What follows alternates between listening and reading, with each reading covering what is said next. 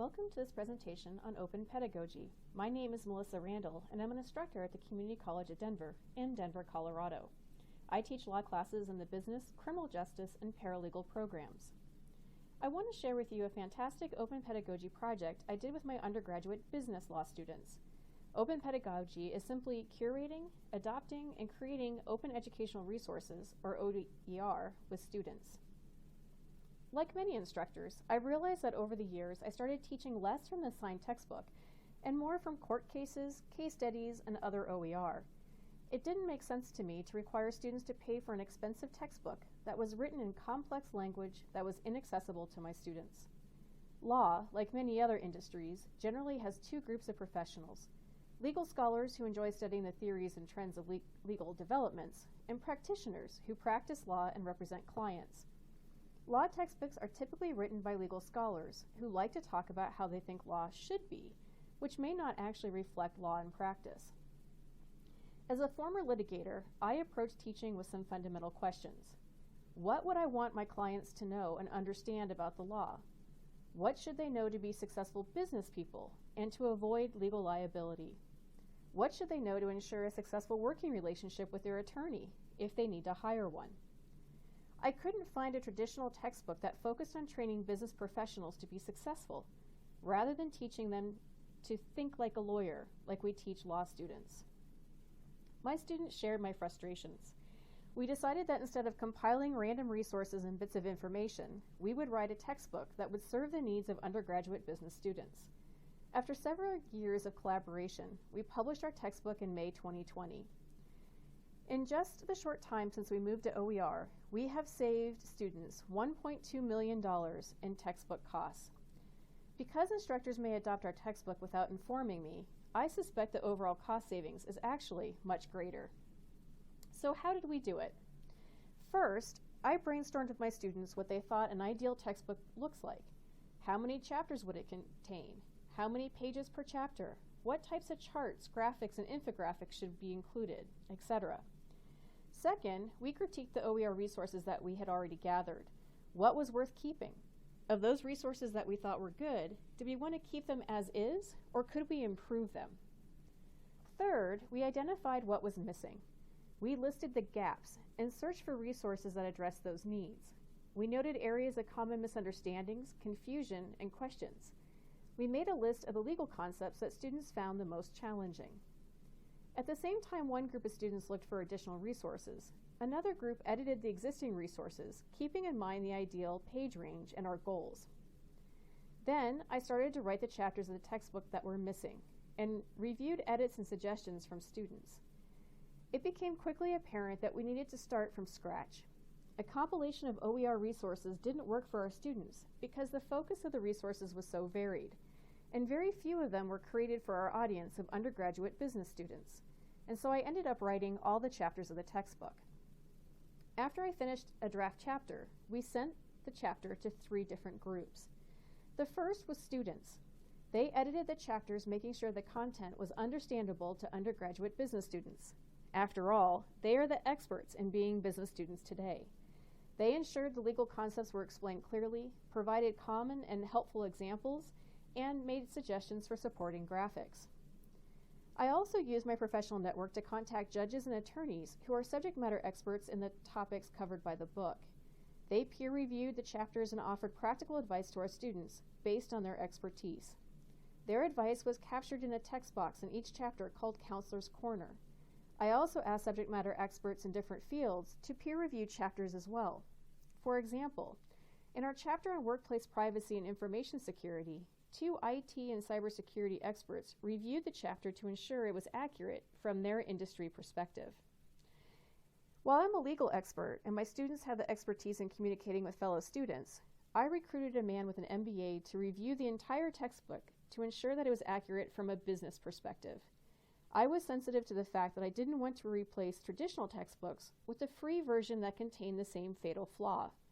I wanted the book to prepare my students for legal situations as they arise in the real world. Then students made suggestions about graphics, charts, and infographics. We discussed accessibility requirements and decided that we wouldn't use purely decorative images because they created unnecessary barriers. At that point, we incorporated the edits into the chapters. Then, we gave the suggested graphics to 2 students who did graphic design work for us. Our graphic designers worked off the business students' ideas and suggestions to create professional-looking graphics. Neither one of them was a business student, which was a great way to have fresh eyes double-check the information we were trying to convey was understandable.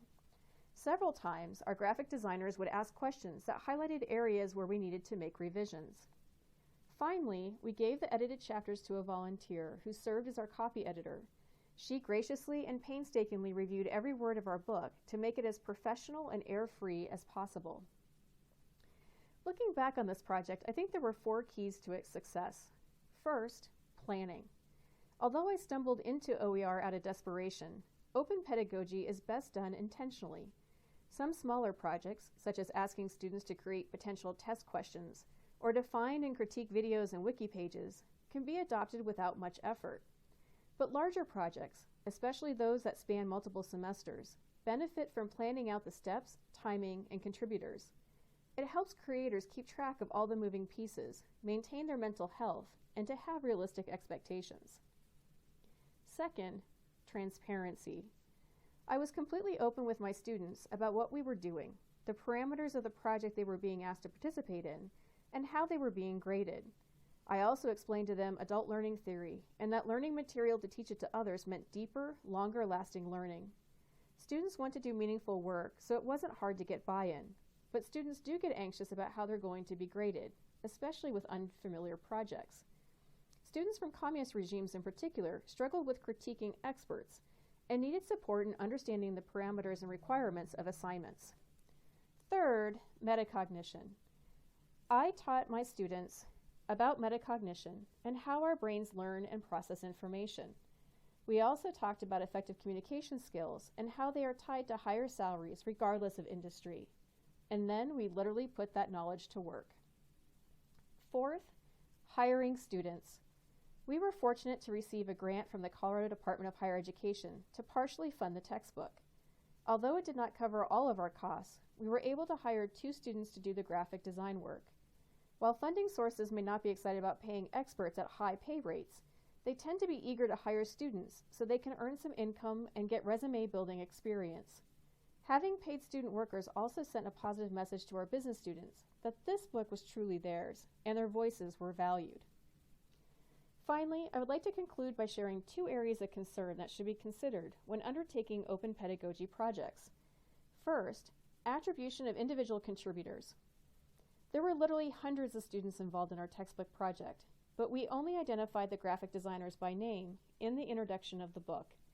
Some of our students had significant privacy and safety concerns about being identified publicly, so although it seemed initially exciting to identify everyone, the students during our brainstorming stage decided not to. They were not comfortable leaving anyone's name off the list of contributors, and they wanted to honor the need of students to remain safe. The last issue that deserves intentional consideration is accessibility. Not only does the end project need to be accessible, but stages of the project need to be accessible for student participation. It is important to consider ahead of time what alternative projects are available for students with disabilities or who culturally struggle with a given assignment. While let me think about it and get back to you is an okay response, the better one is to have ideas ready to discuss with students as options.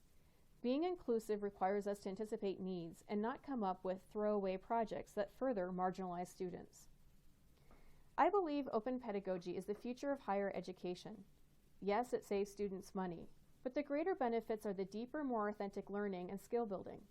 It also creates confidence in students who take ownership of the material in ways that traditional textbooks can't deliver. And finally, for me, the greatest benefit is the relationship I developed with my students. We moved from an instructor-student paradigm to one of team members, partners, and professional colleagues. I wish you the same success with your students. Thank you very much.